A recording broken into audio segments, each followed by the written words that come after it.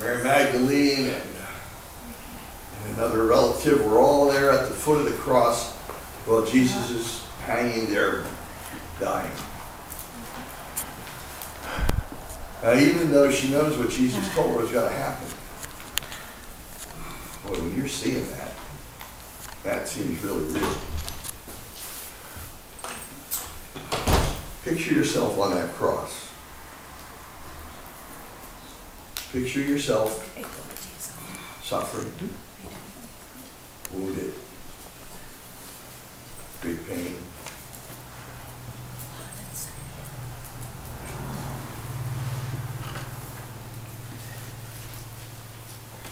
And they took Jesus off the cross. And you'll be taken off your cross. And they took him and put him in a rich man's tomb. Yeah.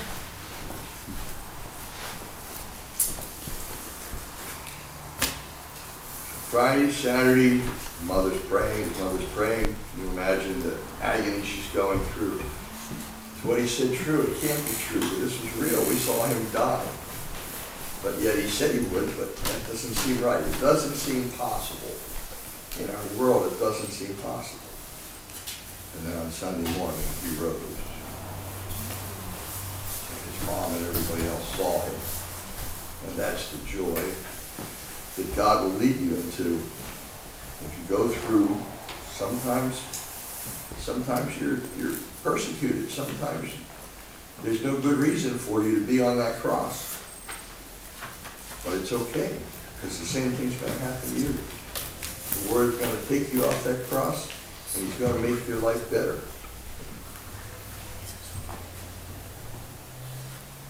So don't give up. Don't give up. Be strong Christian soldiers. JoAnn, would you share with us your board today and the passage that you took it from, or the idea that you took it from? Sitting here trying to find humility to talk about humility. Okay.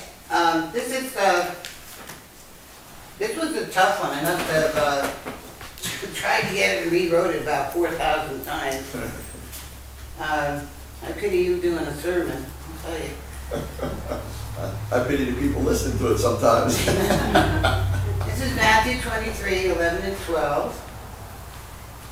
He who is the greatest among you shall be your servant. Whoever exalts himself with haughtiness and empty pride shall be humbled, brought low, and whoever humbles himself, whoever has a modest opinion of himself and behaves accordingly, shall be raised to honor. So it says, when? That's the first word he gave me. Lose your pride and opinions in humility. You will then be allowed to give, you will then allow him to give you a path beside him to follow. First step, he told me, was to quiet your mind, listen for his directions, and only tell others what he says they can hear to find him. Not always the best idea to screw all these things you've learned and quote Bible passages. I have a particular thing against that. It drove me from the church. I want to tell you a little bit about, I didn't have my teeth. I had a medicine mask on, sunglasses, and a rain hat over my head because my hair wasn't nice. And I pulled into Cumbies and I saw a man standing in a work suit like my father used to make. We used to wear, the green, army green pants and shirt. And he was picking bottles out of the trash can in front of my car.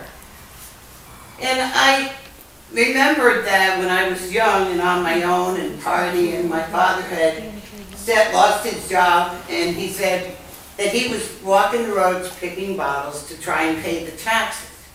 He eventually lost the house, and I avoided feeling guilty about that for so long. But I didn't understand taxes, I wanted to have a good time. So I was compelled to feed this person, and I don't know why. I got out of my car, I had $2, I went into Cumbies, and there was 2 pieces of pizza on sale for $2. So I got them and I brought them out and I said, here, I brought you some lunch. And I couldn't say anything else. There's nothing else I could say. So he turned to me and he goes, thank you. I don't believe you would have taken money. He didn't seem like a bum or anything. He was just trying to make his way. So I got back in my car. And I couldn't say anything else. I got back in my car and there was soda there from when we did the cleaning of the church. There was a case of soda. So I said, oh, he needs a drink. So as I pulled out and handed him a can of soda, he goes, oh yeah, I needed this. And I took my sunglasses off and the Lord let me say, I'm not some kind of nutcase, I'm a Christian. Amen. And I drove away. I got down the street, boy, I had plenty to say. Here's our card, Dan will pick it up. That's how it goes. I keep a card in front of my wallet in case I see it. That's right. Good job. Yeah, right. You know, that's something that, you know, you just, as you get better at it, you'll remember better. You know, because I've done the same thing. I bet everybody else has too. It's, oh, I should have said this, I should have said that, I should have written down this phone number. Yeah, but I was also struck with humility. I didn't feel there was anything I could say to this man that. No, you He didn't. gave everything. You did, because your actions spoke. And that's really what we're supposed to do. Our actions are Joe, supposed to speak Joe, loudly. Joe gave away everything that, you know, Yeah. not $1, $2. That's right, He buddy. gave everything. Yeah, that's right. Like He the gave the whole widows, book. like the widow's mite, and Right. you know, and also in humility, because pride is what gets us into trouble all the time. That's right. Pride gets us into trouble. We have to learn to give We're that pride up. proud of ourselves. We are proud of pride, but we're proud of it. You can be proud of yourself, certainly, Yeah. but proud in the sense that you follow the Lord and do what He wants. That's right. You were the Lord. See, Sam, did you tell me Psalm 86? All right. Yep.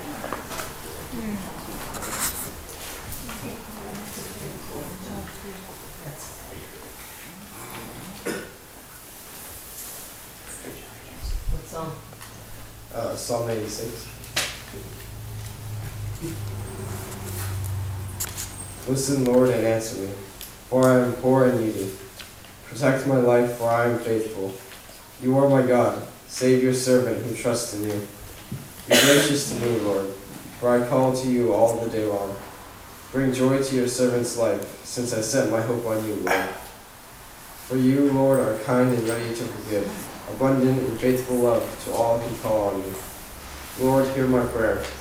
Listen to my plea for mercy. I call on you in the day of my distress, for you will answer me. Lord, there is no one like you among the gods, and there are no works like yours. All the nations you have made will come and bow down before you, Lord, and will honor your name. For you are great and perform wonders. You alone are God. Teach me your way, Lord, and I will live by your truth. Give me an undivided mind to fear your name, for I will praise you with all my heart, Lord my God, and will honor your name forever. For your faithful love for me is great, and you deliver my life from the depths of Sheol. God, arrogant people have attacked me. A gang of ruthless men seek my life. They have no regard for you. But you, Lord, are compassionate and a gracious God, slow to anger and abundant in faithful love and truth. Turn to me and be gracious to me. Give your strength to your servant. Save the son of your female servant. Show me a sign of your goodness. My enemies will see and be put to shame, because you, Lord, have helped me and comforted me.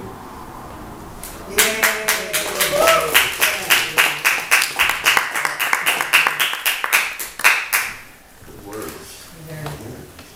Good job, Sam. Yeah, good job, Sam. Thank you, Sam. All right. I'll look at, open this with the throne room of heaven.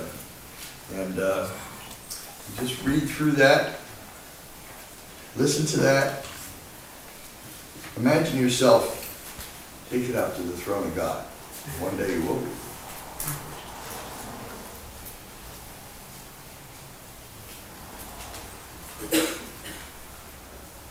This is John speaking.